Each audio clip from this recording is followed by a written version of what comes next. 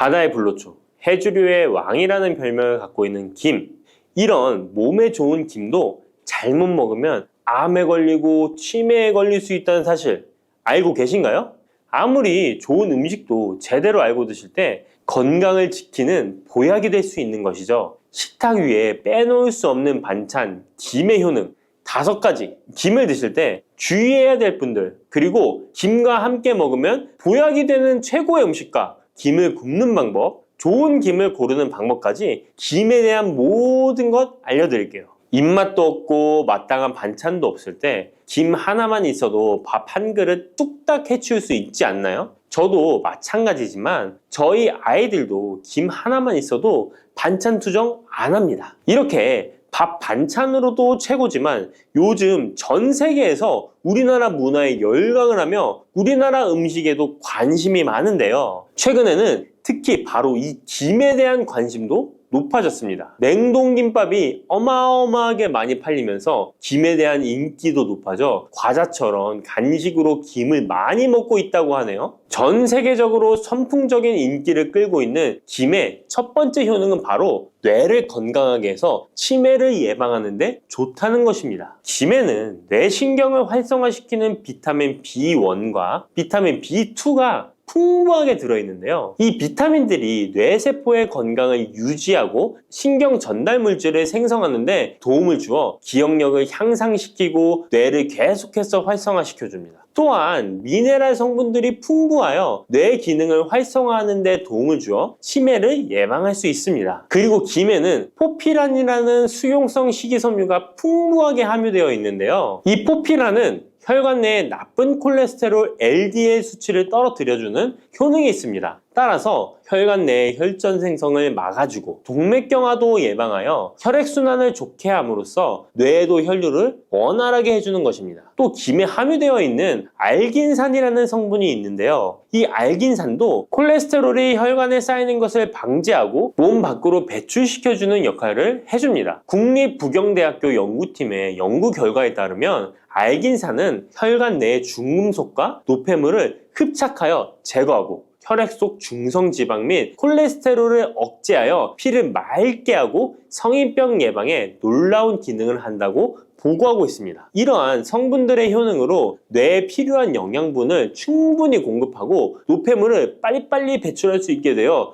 머리도 맑아지고 뇌신경을 튼튼하게 해주는 것이죠. 이러한 김과 계란을 함께 드시면 엄청난 시너지 효과를 누릴 수 있는데요. 계란에는 비타민 B1, 2와 콜린이라는 성분이 풍부한데 이 성분들이 뇌신경을 활성화하는 데 큰 도움을 줄 수 있습니다. 그 이유를 살펴보면 콜린은 뇌의 신경 시스템에서 중요한 역할을 하는 아세틸콜린이라는 물질의 주 성분인데 아세틸콜린은 신경 전달 물질로 뇌세포 사이에서 정보를 전달하는 역할을 해줍니다. 바로 이 콜린이 충분히 공급되어야 기억력, 학습 능력, 그리고 인지 기능을 유지할 수 있습니다. 이뿐만 아니라 김은 계란에 부족한 비타민 C를 보충해주고 계란은 김에 부족한 비타민 D를 보충해줘서 서로가 정말 잘 어울리는 식품이 되는 것입니다. 계란과 김이 만나면 정말 뇌 기능에 필요한 보약이나 다름이 없는 것이죠. 김의 두 번째 효능은 식물성 단백질 공급원의 최고봉이라는 것입니다. 김에 함유된 단백질의 양은 소고기보다도 많은데요. 소고기가 단백질이 풍부하다고 알고 계시잖아요. 소고기 100g당 단백질의 함량은 20g이고요. 김 100g당 단백질의 함량은 30g입니다. 소고기보다 김에 단백질이 많이 들어있다니 놀랍지 않나요? 마른 김 5장에는 계란 1개에 함유된 단백질의 양이 들어있다고 합니다. 그런데 이 단백질에 식물성 단백질과 동물성 단백질이잖아요. 이 둘을 함께 먹을 때 더 흡수가 잘 되어 건강에 좋은데요. 이 김과 계란을 함께 먹을 수 있는 정말 좋은 방법 알려드릴게요. 김 계란말이는 많이들 해 드시잖아요. 반찬으로 만들어 먹기도 편하고 맛도 좋아 많이들 드시는데요. 그것 말고 계란김전을 알려드릴게요. 먼저 김을 먹기 좋은 크기로 잘라주시고요. 한쪽에 놓아줍니다. 적당한 용기에 계란을 깨주시고요. 속은 한 꼬집으로 약간 간을 해줍니다. 다음에 계란을 풀어줍니다. 이제 김을 2장씩 포개어 계란물을 앞뒤로 잘 묻혀준 다음에 기름을 두른 팬에다 부쳐 묻혀주시면 됩니다. 정말 쉽죠? 이렇게 김과 계란을 함께 드시면 맛도 좋고 건강도 챙길 수 있는 밥상위에 보약이 된답니다. 세 번째, 김의 효능은 항산화 작용입니다. 몸 안에 활성산소가 많아지게 되면 활성산소가 세포를 공격하여 노화시킬 뿐 아니라 암세포로 변이시켜 암을 발생시키기도 하는데요. 김에는 이런 활성산소를 제거시켜 줄 수 있는 강력한 항산화 물질인 베타카로틴이 풍부하게 함유되어 있습니다. 대표적인 강력한 항산화 물질인 베타카로틴은 당근에 많이 함유되어 있다고 다들 알고 계시잖아요. 당근보다 김에 베타카로틴이 더 많이 함유되어 있습니다. 당근 100g에는 5.516mg이 함유되어 있고 김 100g에는 무려 22,500mg이나 함유되어 있습니다. 당근보다도 4배 정도 많은 베타카로틴이 함유되어 있는 것이죠. 놀랍죠? 오늘 놀랄 일이 많은 것 같네요. 이 베타카로틴은 우리 몸속에서 비타민 A로 전환이 되는데요. 비타민 A 하면 무엇이 생각나시나요? 네, 생각하고 계신 건 맞습니다. 바로 눈이죠, 눈. 비타민 A는 시력을 보호하고 야맹증을 예방하는 데 도움이 되는 것입니다. 또한 김에 단백질이 많이 함유되어 있다고 했잖아요. 이 단백질이 비타민 A와 만나면 로놉신이라는 성분이 생성되는데요. 이 로놉신이 시력을 보호하고 야맹증을 예방하는 역할을 하는 것입니다. 당근이 눈 건강에 좋다고 많이들 드시는데 당근보다도 김에 더 많이 함유되어 있다는 사실 꼭 기억하시기 바랍니다. 네 번째 김의 효능은 골다공증 예방에 도움을 준다는 것입니다. 김에는 칼륨이 풍부하게 함유되어 있는데요. 칼슘 하면 떠오르는 식품이 있죠. 바로 우유인데요. 우유 100g에는 칼슘이 110mg 함유되어 있고 김 100g에는 칼슘이 490mg이나 함유되어 있습니다. 김에는 우유보다 무려 4배 많은 칼슘이 함유되어 있는 것이죠. 나이가 들면서 특히 여성분들이 골다공증 발병률이 높아 힘든 경우가 많으신데요. 저희 어머니도 골밀도가 낮아져 병원에서 처방을 받아 약을 드시더라고요. 주변에도 중년의 나이를 넘어서고 계신 분들 중에 골다공증으로 약을 드시는 분들이 많으신데요. 우리나라 사람들의 부족한 영양소가 바로 칼슘이라서 이런 현상이 나타나는 것입니다. 칼슘이 부족하면 뼈가 약해지고 점점 골밀도가 낮아져서 골다공증이 발병하게 되는 것인데요. 김에 함유된 칼슘은 특히 우리 몸에 흡수가 잘 되어 정말 좋습니다. 우유보다 4배 많은 칼슘을 가지고 있는 김을 평소에 충분히 드신다면 골다공증 예방에도 도움을 받을 수 있습니다. 김을 드실 때에도 먹는 방법을 알고 드시는 게 좋겠죠. 김의 영양소를 잘 흡수할 수 있도록 먹는 방법이 있는데요. 김을 구울 때 어떻게 하시나요? 보통 기름을 김에 바르고 불에 구워 드시잖아요. 그렇게 하시면 안 되고요. 마른 김을 아무것도 바르지 않은 달궈진 팬에 앞뒤로 5초씩 살짝 구운 다음에 들기름을 발라 드시면 됩니다. 이 김에 열을 가하게 되면 김에 함유된 영양소들의 체내 흡수율이 높아지게 됩니다. 이 들기름을 굽기 전에 바르지 않고 구운 후에 바르는 이유는 들기름이 열에 약해서 들기름을 바른 채로 굽게 되면 들기름이 산패되어 오히려 건강을 해칠 수 있기 때문입니다. 열을 가하지 않은 들기름을 바르면 들기름의 불포화 지방산이 또 혈관을 깨끗하게 해줘서 더욱 건강한 식사를 하실 수 있습니다. 이 5번째 김의 효능은 당뇨를 완화시키는 데 도움을 준다는 것입니다. 당뇨병이 있는 분들은 비타민 B1, 2가 결핍되어 있는 분들이 많은데요. 김에 바로 이 비타민 B1, 2가 풍부하게 함유되어 있어 당뇨를 완화시키는 데 도움이 되는데요. 2017년 한국식품과학지에 실려있는 연구에서 당뇨 환자들이 김을 섭취하면 혈당 수치를 낮추는데 도움이 된다고 보고했습니다. 이는 김에 함유된 비타민 B1, 2 때문이라고 밝혔습니다. 당뇨 환자는 비타민 B1, 2가 결핍되기 쉬운데요. 그 이유는 비타민 B1, 2는 고기에 보통 많이 함유되어 있는데 당뇨 환자의 식단은 채식인 경우가 많아서 비타민 B1, 2를 섭취할 수 있는 기회가 적어지기 때문입니다. 또한 당뇨 환자에게 처방되는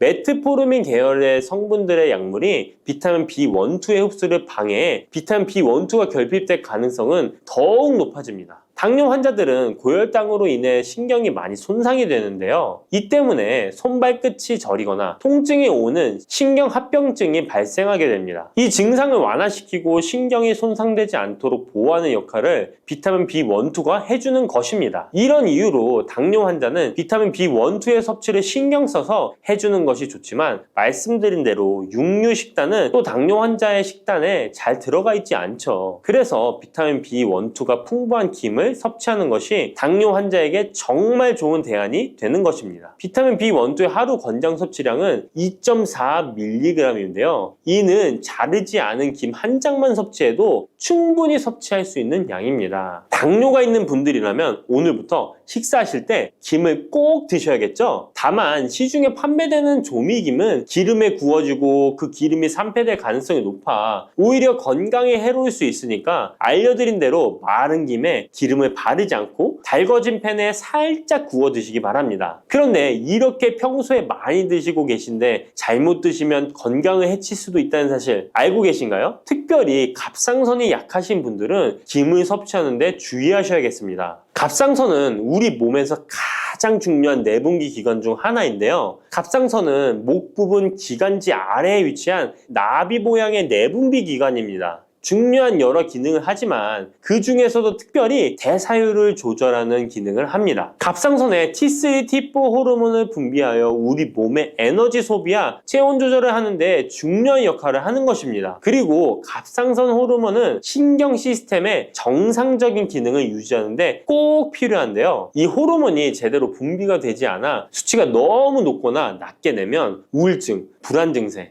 기억력 감퇴 등의 문제가 발생할 수도 있습니다. 이 갑상선 호르몬 중에 요오드가 있는데요. 김에 이 요오드가 풍부하게 함유되어 있습니다. 요오드가 부족하면 체중이 늘어나고 탈모가 생길 수 있으며 만성 피로에 힘들어질 수도 있습니다. 세계보건기구에서는 요오드가 부족하면 뇌세포가 손상되고 치매가 발생할 수도 있다고 보고하고 있습니다. 이렇게 중요한 요오드, 김에 풍부하니 먹어야 되는 거 아닌가? 생각하실 수 있잖아요. 맞는 말씀이지만 예외가 있습니다. 갑상선이 약하신 분들은 김 섭취에 주의해야 된다고 했잖아요. 갑상선 저하증이나 항진증이 있는 분들이 김을 많이 드시면 오히려 건강을 해칠 수 있습니다. 건강하신 분들은 김을 많이 드셔도 호르몬 조절이 되어 문제가 없지만 갑상선에 문제가 있어 호르몬 조절이 잘 안 되는 분들은 이 요오드의 수치가 높아지게 되면 체내의 활성산소가 증가하게 되어 염증을 일으키고 갑상선염을 유발하며 심해지면 갑상선 암으로 발전시킬 수도 있습니다. 우리 한국인의 식단에는 이미 요오드의 함량이 높기 때문에 김을 조금만 드셔도 요오드의 수치가 금방 높아질 수 있습니다. 따라서 갑상선에 문제가 있는 분들은 김을 드실 때 주의하셔야 하는 것입니다. 그렇다고 요오드가 풍부한 해조류와 같은 음식을 아예 드시지 말라고 말씀드리는 게 아니라 과량 섭취만 주의하시고 적정량은 드셔도 괜찮습니다. 그렇다면 갑상선에 문제가 있는 분들이 김을 드실 때 해결 방법이 없을까요? 있습니다. 그것은 바로 마늘과 함께 드시는 겁니다. 대표적인 강력한 항암식품이 마늘이잖아요. 마늘에는 셀레늄이라는 성분이 풍부합니다. 이 셀레늄은 다량의 요오드로 인해 발생되는 활성산소로부터 갑상선을 보호하는 역할을 하게 되는 것입니다. 그래서 건강기능식품 기능성 원료로서 유해산소로부터 세포를 보호하는 작용을 한다는 효능을 가지고 있다고 우리나라 식약처에서도 인정을 해주고 있죠. 그리고 갑상선 호르몬의 생성을 도와 갑상선에 문제가 있는 분들이 드시면 호르몬 문제를 해결하는데 도움이 되는 것입니다. 또한 김에 함유된 알긴산이라는 성분이 콜레스테롤이 혈관에 쌓이는 것을 방지하고 몸 밖으로 배출시켜주는 역할을 한다고 알려드렸는데 바로 이 마늘과 함께 드시면 이 효능이 배가 돼서 혈관에 혈전이 생기는 것을 막아주어 혈관 건강에 최고의 보약이 되는 것입니다. 이렇게 좋은 김 아무거나 드시지 마시고요. 좋은 김 고르는 방법도 알려드릴게요. 좋은 김은 검붉은색을 띠며 살짝 반짝이는 윤기가 있고 냄새 없이 담백한 맛이 나는 것입니다. 그리고 구웠을 때 녹색빛이 선명하게 나타나며 물에 불렸을 때는 잘 녹고 김을 담궜던 물이 맑을수록 좋은 김이라고 할 수 있습니다. 이 김은 저희 하단 링크에 있으니까 링크 한번 보시고 김을 사시기 바랍니다.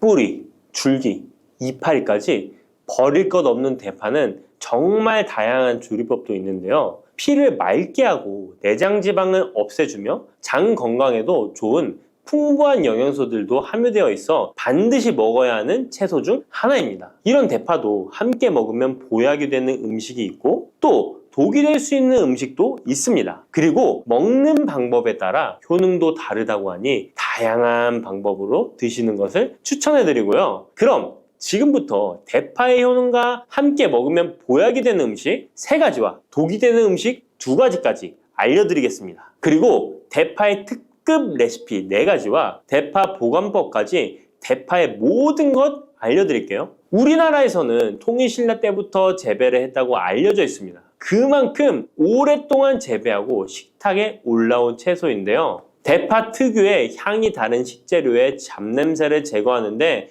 탁월한 효과가 있어서 생선이나 고기류의 냄새를 제거하는 향신료로도 많이 사용되고 있죠. 뿐만 아니라 물에 넣고 끓이게 되면 감칠맛이 좋아져서 다양한 육수와 채소를 만드는 데에도 빠지지 않고 들어가는 재료이기도 합니다. 이런 대파의 첫 번째 효능이 바로 내장 지방을 싹 빼준다는 것입니다. 대파에는 특유의 향과 알싸한 매운맛을 나게 하는 성분이 있는데요. 이 성분이 바로 황화알릴이라는 성분입니다. 이 황화알릴은 대파에 열을 가해 굽게 되면 프로필메르캅탄이라는 성분과 아조엔이라는 성분으로 변하게 되는데요. 대파를 구울 때 매운맛을 내는 성분은 휘발이 되어 없어지고 단맛이 나는 성분이 생성되는데 그 성분이 바로 프로밀메르캅탄입니다. 이 프로밀메르캅탄의 단맛 강도가 설탕 단맛의 강도보다 무려 50배나 강해서 대파의 단맛이 좋아지는 건데요. 정말 놀랍지 않나요? 근데 단맛 하면 당뇨가 있는 분들은 혈당이 많이 오를까봐 걱정되시잖아요. 이 성분은 설탕과는 달리 혈당을 오르게 하지 않아서 당뇨가 있는 분들도 전혀 부담 없이 드실 수 있는 단맛입니다. 또 열을 가하면 아조엔이라는 성분이 만들어진다고 했잖아요. 바로 이 성분이 우리 몸을 회복시키는 효능이 있는데요. 어떻게 우리 몸을 회복시킬까요? 그것은 바로 혈관을 깨끗하게 해주기 때문입니다. 아조엔의 별명이 바로 혈관 청소부인데요. 혈관에 나쁜 콜레스테롤을 제거하고 혈액이 뭉치는 혈전 생성을 방지해줍니다. 혈관도 확장해줘서 혈액순환을 원활하게 해주는 역할도 해준답니다. 이런 효능으로 신진대사를 원활하게 해주고 동맥경화, 고지혈증, 고혈압 등의 심혈관 질환을 예방하는 데에도 도움을 줄 수 있습니다. 뿐만 아니라 내장지방을 분해해 몸 밖으로 배출시켜주는 효능이 있어서 건강뿐만 아니라 다이어트에까지 도움을 주는데요. 최근에는 다이어트 식품으로도 많이 활용되고 있습니다. 그리고 대파의 녹색 부분에는 베타카로틴이 풍부한데요. 이 성분이 바로 강력한 항산화 물질입니다. 이 베타카로틴은 우리 몸속의 활성산소를 제거하여 노화를 방지해주고 피부의 탄력을 유지하여 주름을 예방하는 효과도 탁월하여 피부 미용에도 좋은 영양소입니다. 그리고 면역세포의 기능을 강화해주어 감기나 독감 등의 질병을 예방하고 알레르기 반응을 억제해주는 효과도 있습니다. 또한 베타카로틴은 눈의 피로도 해소해주는데요. 시력을 보호하고 야맹증과 안구건조증을 예방하는 데에도 도움을 줄 수 있습니다. 대파의 베타카로틴은 구울 때 2.5배나 증가한다고 하는데요. 이런 대파의 효능을 극대화해 먹을 수 있는 방법이 있습니다. 대파의 특급 레시피 소개해드리겠습니다. 우선 대파를 깨끗하게 씻어주시고요. 5cm 정도로 잘라주십니다. 대파를 반으로 갈라주셔도 되고 그냥 사용하셔도 됩니다. 기름을 두르지 않은 팬에다가 대파를 올려서 구워주시는데 앞뒤로 골고루 약간 탄 것 같이 잘 구워줍니다. 이제 장을 만들어 줄 건데요. 물을 2컵 넣어주시고요. 간장을 반 컵 넣어줍니다. 그리고 고춧가루와 참기름을 1스푼씩 넣어줍니다. 이렇게 넣고 한번 끓여주시고 다 끓고 나면 식초를 반 스푼 넣어주시면 됩니다. 이렇게 만들어진 양념장을 구운 파를 넣은 그릇에 붓고 하루 정도 숙성시켜 드시면 됩니다. 물론 바로 드셔도 되지만 숙성시켜 드시면 더욱 맛있는 대파 요리를 드실 수 있습니다. 그리고 대파에서 대파의 뿌리는 특히 채소와 육수를 만들 때 많이 사용하는데요. 대파의 뿌리에는 알리신이라는 성분이 풍부하게 함유되어 있습니다. 이 알리신은 우리 몸을 따뜻하게 해주고 열을 올려주는 역할을 하고 혈액순환을 원활하게 해줘서 신경을 안정화시켜주기도 하는데요. 이렇게 신경을 안정시켜주는 효능으로 불면증도 완화해주어 잘 때 머리맡에 두고 주무시는 분들도 계십니다. 그리고 알리신은 몸에 열을 내주는 효능으로 기침 감기와 가래를 완화시켜주는 데 도움을 주며 항균, 항암 효과도 있어서 각종 바이러스와 암세포를 억제해 주어 암을 예방하는 데에도 탁월한 효능을 발휘합니다. 알리신은 지방을 분해하고 배출해줘서 다이어트에도 도움을 준다고 알려져 있습니다. 그리고 대파의 뿌리 부분에는 폴리페놀 성분이 많이 함유되어 있어 심혈관 질환 예방에 탁월한 효능이 있습니다. 식이섬유도 풍부하여 장 운동을 활성화하고 배변 활동을 도와 변비를 예방하고 숙변을 제거하는 효능도 있고요. 이런 대파 뿌리를 채소나 육수 만드실 때 말고는 특별히 많이 안 쓰는데요. 대파 뿌리의 특급 레시피를 하나 알려드릴게요. 그것은 바로 대파 뿌리 생강차입니다. 대파 뿌리와 생강을 함께 끓여서 차로 드시게 되면 기관지나 폐와 같은 호흡기의 염증을 제거해주고 무릎과 같은 관절의 염증도 제거해주어 관절 통증을 완화시켜줄 수 있습니다. 생강에는 진저롤, 쇼가올, 페로 화합물 등 다량의 항염증 성분들이 함유되어 있어서 우리 몸의 염증을 제거하는 데 탁월한 효능을 가지고 있습니다. 생강은 약재로서 오랫동안 사용되어 왔는데요. 최근에도 계속해서 새로운 효능이 발견되고 있을 정도로 약성이 아주 좋은 식품입니다. 최근 한 연구 결과에 따르면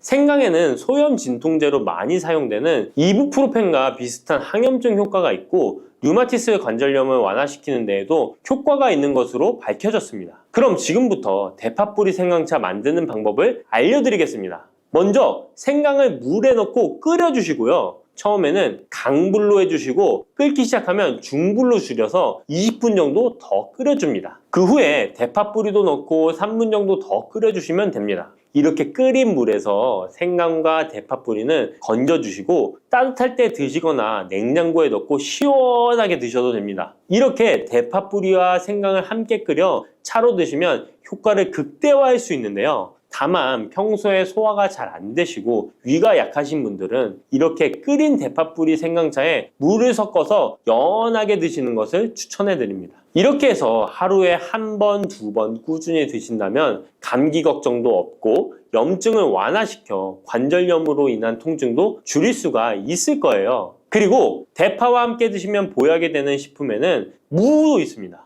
무를 말려서 무말랭이로 드시면 무의 좋은 성분들을 농축하여 드실 수 있다고 하는데요. 간단하게 다시 한번 알려드리자면 무를 드시면 기침과 가래를 멈추게 해주는 효능이 있고 소화를 잘 되게 해주며 혈관을 깨끗하게 해줘서 심혈관 질환에도 도움을 줄 수 있습니다. 또한 칼슘의 함량이 높아서 골다공증을 예방하고 뼈를 튼튼하게 만들어주죠. 그리고 해독작용도 뛰어나고 혈당을 조절해줘서 당뇨를 예방하는 데에도 도움을 줄 수 있습니다. 이렇게 좋은 물을 대파와 함께 드시면 그 효능이 극대화될 수 있는데요. 특히 혈액을 깨끗하게 해줘서 심혈관 질환을 예방하며 당뇨 또한 예방해 줄 수 있을 뿐만 아니라 당뇨 합병증을 완화시켜 주는 데에도 탁월한 도움을 받을 수 있습니다. 대파를 넣은 무말랭이 무침을 만들어 드시면 오독오독한 무말랭이 식감도 좋고 입맛도 돌게 하는 반찬으로도 정말 좋으니까 꼭 대파 무말랭이 무침도 만들어서 드셔보시길 바랍니다. 대파와 함께 드시면 보약이 되는 음식 세 번째는 바로 두부입니다.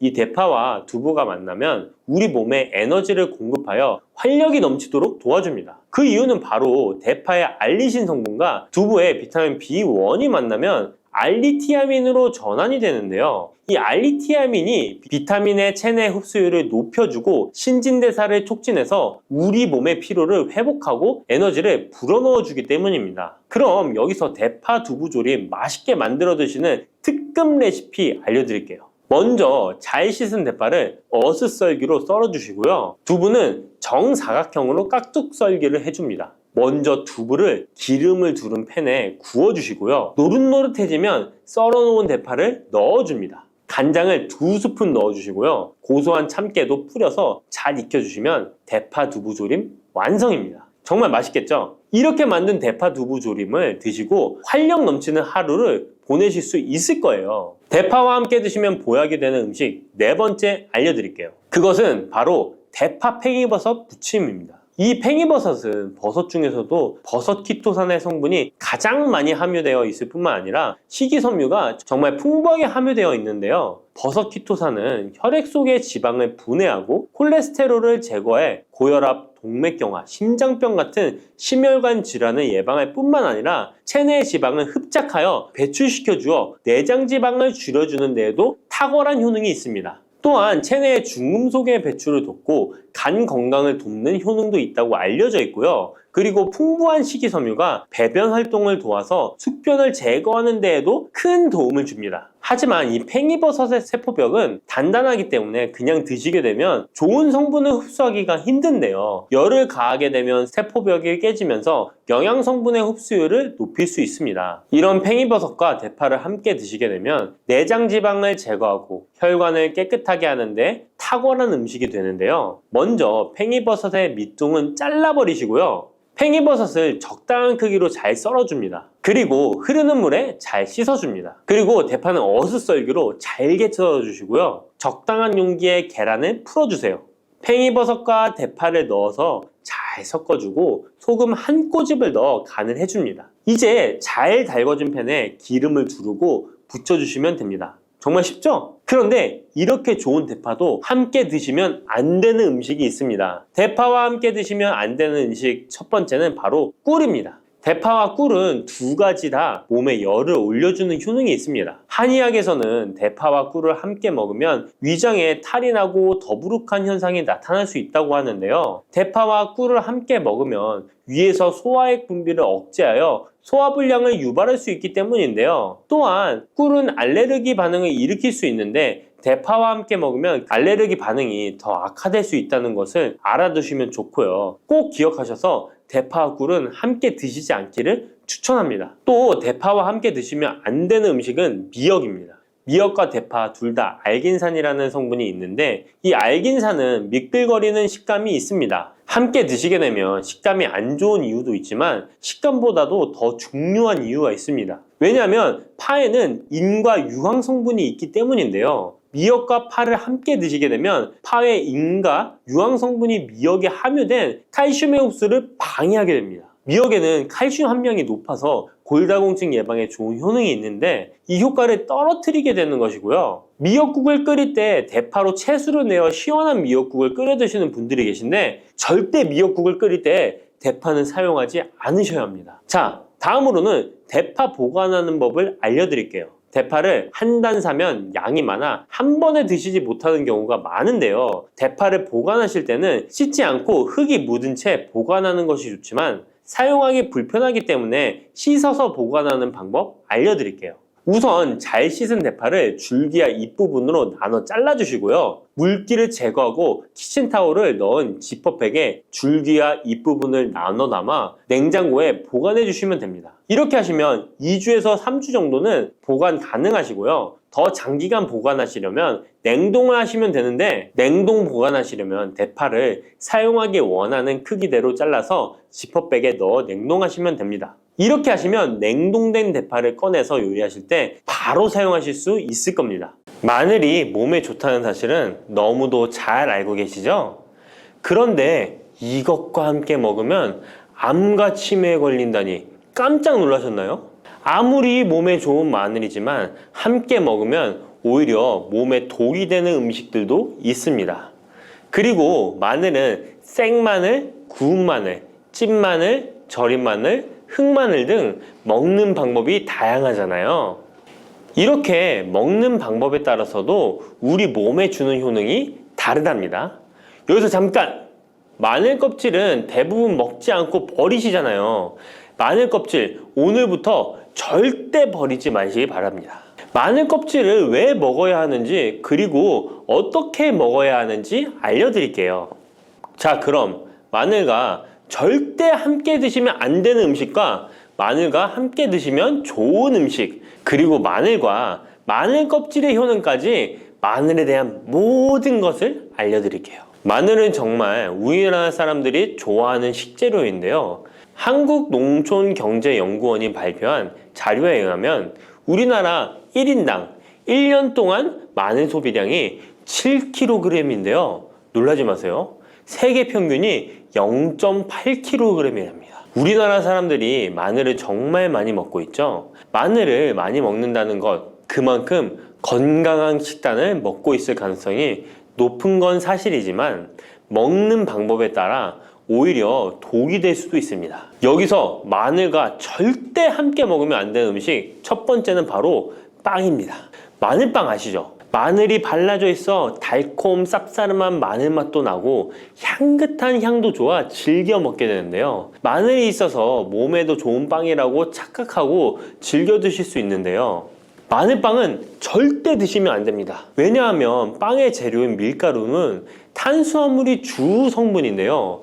밀가루의 고탄수화물은 소화 과정에서 당으로 분해되고 혈당 지수를 급격히 올리게 되며 이때 인슐린의 분비가 과도하게 됩니다. 이런 현상이 반복되게 되면 체내의 인슐린 저항성이 높아지고 췌장을 망가뜨려 당뇨를 유발할 수 있는 것입니다. 그리고 이 당은 몸에 흡수되면서 지방으로 변하고 쉽게 살이 찌게 되어 비만을 야기할 수 있습니다. 밀가루 빵을 만들면 글루텐이라는 단백질이 생성되는데 이 글루텐은 소화불량, 복통, 변비 등 증상을 유발할 수 있습니다. 이뿐만 아니라 글루텐이 몸에 들어오면 장에서 에소루핀이라는 성분이 만들어지게 되는데 이 에소루핀은 중독성이 강해 밀가루 중독을 일으켜 빵 같은 밀가루를 과다 섭취하게 만든다는 것입니다. 마늘이 아무리 좋은 성분으로 항암작용, 항염증 작용을 한다고 해도 마늘빵으로 드신다면 아무 소용이 없는 것입니다. 그러면 마늘은 어떻게 먹어야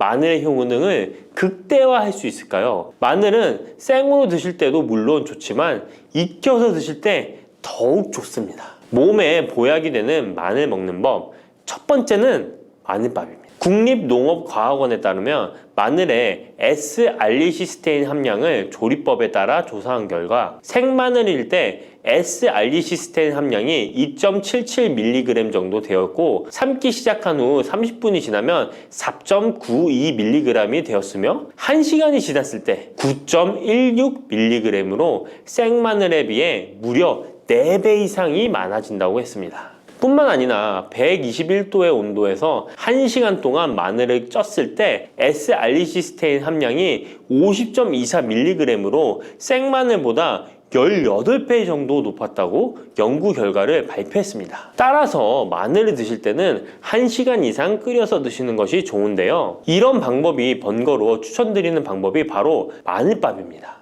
밥을 할 때 마늘을 넣는데요. 1인분에 마늘 3, 4알 정도씩 넣어서 밥을 하시면 됩니다. 현미가 있다면 현미를 넣은 마늘밥을 하시면 더욱 좋은데요. 현미 속에는 티아민이라는 성분이 있는데 마늘의 S-알리시스테인과 현미의 알리티아민 두 가지 성분을 모두 섭취하여 항암 효과뿐만 아니라 피로회복, 근육통 완화에도 좋은 밥이 되는 것입니다. 그럼 마늘밥을 하기 위해 마늘을 까고 나면 껍질은 어떻게 하셨나요? 버리셨나요? 오늘부터는 절대 버리지 말기 바랍니다. 마늘에 효능하면 첫 번째로 생각나는 것이 아마도 항암 효과일 거예요. 그런데 마늘 껍질을 통해 엄청난 항암 효과를 누릴 수 있는데요. 우리나라 연구진에서 연구한 결과 마늘 껍질을 70% 에탄올 용매로 반복 추출해서 만든 마늘 껍질 추출물이 암 예방 효과에 탁월한 효능이 있다고 발표되었습니다. 특히 유방암, 위암, 간암, 대장암, 폐암, 세포뿐 아니라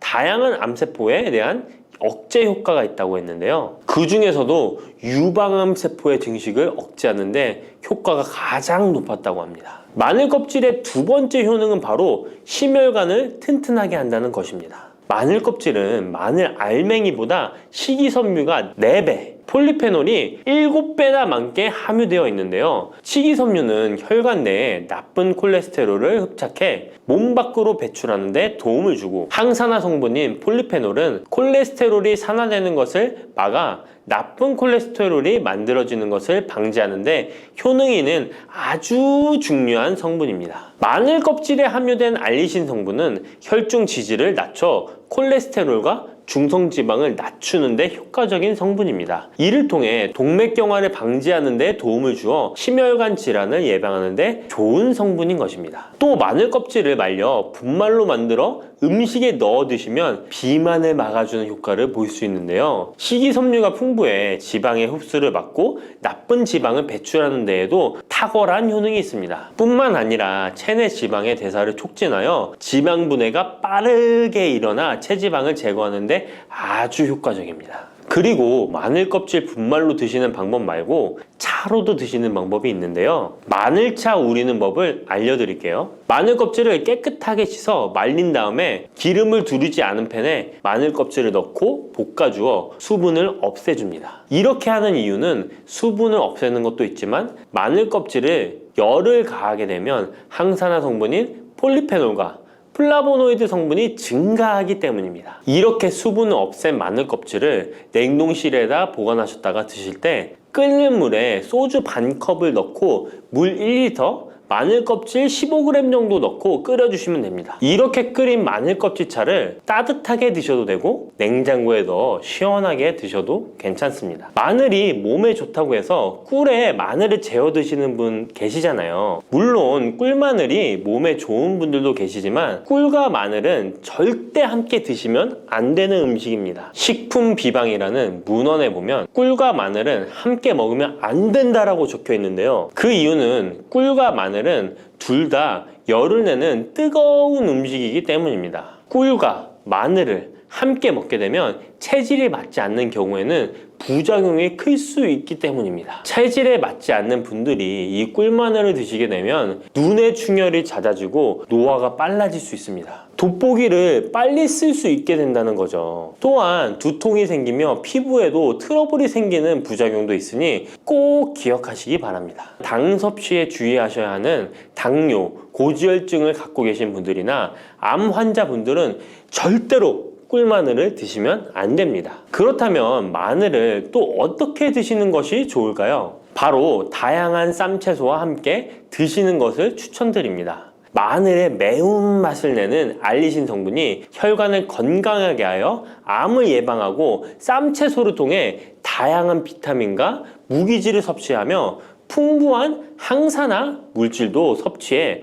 활성산소를 제거하고 혈관을 깨끗하게 해 노화를 방지하고 활력이 넘치는 건강한 몸이 될 수 있는 것이죠. 그런데 마늘을 반찬으로 만들어 드실 때 절대 드시면 안 되는 것이 있습니다. 그것은 바로 마늘장아찌입니다. 아니, 마늘장아찌가 왜? 라고 의문이 생기는 분들이 계시죠? 모든 마늘장아찌가 안 된다는 것이 아니라 설탕이 많이 들어간 마늘장아찌는 만들어 드시면 안 됩니다. 시중에 판매되는 마늘장아찌에는 설탕이 많이 들어가 있을 가능성이 높으니 절대 드시지 않기를 바랍니다. 몸에 좋은 마늘도 설탕과 함께 먹으면 오히려 독이 되는데요. 설탕이 많이 함유된 마늘장아찌를 드시게 되면 혈당이 급격하게 오르고 인슐린 저항성이 높아지며 혈액 속에 중성지방이 많아져 혈액을 끈적하게 만들게 됩니다. 또한 설탕을 많이 섭취하게 되면 뇌에서 기억력을 담당하는 해마의 크기를 줄어들게 해 기억력을 감퇴시키고 나아가 치매를 일으킬 수도 있습니다. 집에서 마늘장아찌를 담가 드실 때는 설탕을 넣지 말고 건강한 식재료만을 사용하시는 것이, 마늘을 건강하게 드실 수 있는 또 다른 방법은 흑마늘을 추천드립니다. 마늘에 열을 가하면 마늘색이 점점 짙어져 결국 까맣게 변하는 흑마늘이 되는데요. 그 이유는 마늘 속에 있는 당류와 단백질인 아미노산이 반응하여 갈색을 띠는 멜라노이딘 색소가 만들어지기 때문입니다. 이 반응을 마이야르 반응이라고 하죠. 고기를 구우면 빨간색의 고기가 점점 희어지다 갈색으로 변하는 반응과 같은 원리인 것입니다. 이렇게 흑마늘을 만들게 되면 생마늘보다 S알리스테인 성분이 5배가 많아질 뿐만 아니라 새로운 항산화 물질들이 많이 만들어지게 됩니다. 항암 효과가 뛰어난 폴리페놀이 생마늘에 비해 4배 이상 많아지고 유액 분비를 촉진해 소화를 잘 되게 하는 효능도 있으니 잊지 마시고 흑마늘을 만들어 주시기 바랍니다. 마늘은 또 요리할 때 많이 사용하는 재료인데요. 마늘을 얇게 썰어 기름에 튀긴 마늘튀김을 절대 드시면 안 됩니다. 기름에 마늘을 튀기면 마늘 향도 좋고 마늘의 매운맛은 없어지고 단맛은 좋아져 남녀노소 좋아하는 식재료가 되는데요. 뜨거운 기름에 튀긴 마늘은 우리 몸에 좋은 항산화, 항암 물질들을 파괴하고 몸에 안 좋은 탄수화물만 남은 음식이 됩니다. 마늘을 튀길 때 사용하는 기름은 오메가6 지방산이 많은 식용유를 사용하게 되는데요. 이런 기름을 많이 먹게 되면 몸 안에 지방산 불균형이 일어나 염증 수치가 높아질 수 있습니다. 튀긴 마늘을 섭취하게 되면 당 독소 또한 높아져 결국 우리 몸에 인슐린 저항성이 높아지는 악영향을 주는 것이죠. 만약 기름에 튀긴 마늘을 드시고 싶다면 한 가지 방법이 있는데요. 그것은 올리브유를 사용하시고 불을 오래 가열하지 말고 살짝만 가열하여 마늘도 튀기듯이 오래 하지 말고 살짝만 익혀서 드시면 향도 좋고 몸에도 좋은 마늘을 드실 수 있습니다. 올리브유를 이용한 마늘을 드시는 방법 하나 더 알려드리겠습니다. 그것은 올리브유에 마늘을 재워 먹는 방법인데요. 먼저 마늘을 끓는 물에 넣어 5분 정도 데쳐주시고요. 소독된 병에 마늘을 담고 올리브유를 가득 담아줍니다. 이때 통후추를 조금 넣어주면 풍미를 더욱 높일 수 있습니다. 올리브유와 마늘이 만나 항산화 성분, 항암 물질이 극대화되어 혈관을 튼튼히 하고 혈전의 생성을 막고 혈류를 원활하게 하여 치매를 예방하고 심장마비와 뇌졸중까지 예방할 수 있는 보약이 되는 것입니다. 이렇게 만든 마늘 올리브유 절임은 반찬으로 드셔도 좋고 생선 요리를 할 때 이 마늘을 으깨어 생선에 발라주면 생선 비린내를 잡아줄 뿐만 아니라 마늘과 올리브유의 풍미가 더해져서 더욱 맛있는 요리가 될 수 있습니다. 이렇게 좋은 마늘도 드실 때 주의하셔야 할 분들이 계신데요. 마늘의 효능 중에 혈전을 제거하고 혈류를 원활하게 하는 효능이 있었잖아요. 이런 효능이 혈액을 묽게 만들기 때문인데요.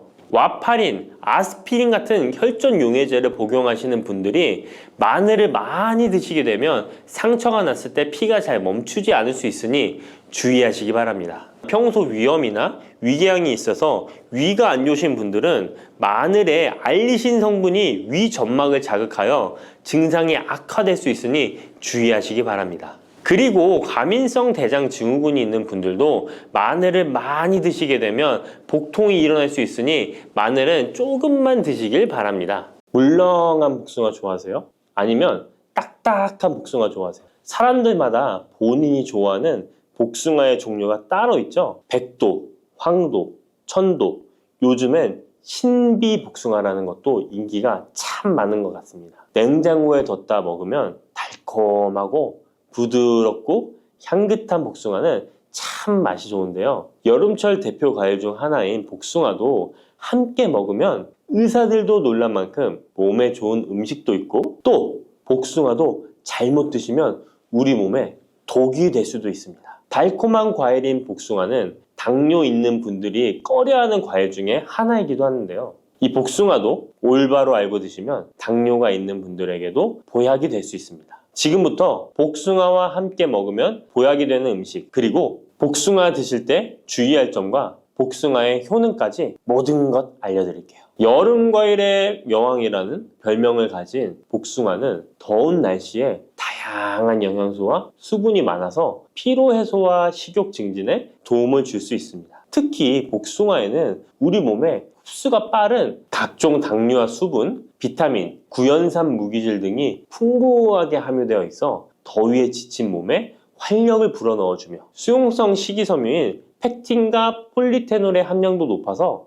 혈관 건강에도 좋은데요. 펙틴은 혈중 콜레스테롤 수치를 낮추는 데 도움을 주기 때문에 각종 심혈관 질환 예방에 도움이 됩니다. 또한 복숭아에 함유된 칼륨 성분은 나트륨 배출을 촉진하고 혈압을 낮추는 데 도움을 주기 때문에 고혈압, 동맥경화 등을 예방하는 데 도움이 됩니다. 풍부한 식이섬유는 장 건강에 좋은 역할을 주는데요. 소화를 촉진하고 배변의 양을 늘려 규칙적인 배변 활동에 도움을 주기 때문에 변비뿐만 아니라 장 건강 증진에도 도움이 됩니다. 특히 수용성 식이섬유는 장내 유익항균의 먹이가 되어 장내 환경을 개선하는 데 도움을 주어 장 건강과 면역력 증진에도 놀라운 효능을 발휘합니다. 또한 수용성 식이섬유는 위염, 위궤양을 예방하기도 합니다. 복숭아의 달콤함 때문에 당뇨가 있는 분들은 복숭아 먹기가 꺼려지시잖아요. 이제부터는 걱정 말고 드실 수 있을 거예요. 우선 복숭아는 달콤한 맛에 비해 혈당 지수와 혈당 부하 지수가 낮다는 사실 모르셨죠? 복숭아의 혈당 지수는 30에서 50 정도로 낮은 편입니다. 그리고 복숭아 100g, 복숭아 반쪽 정도를 먹었을 때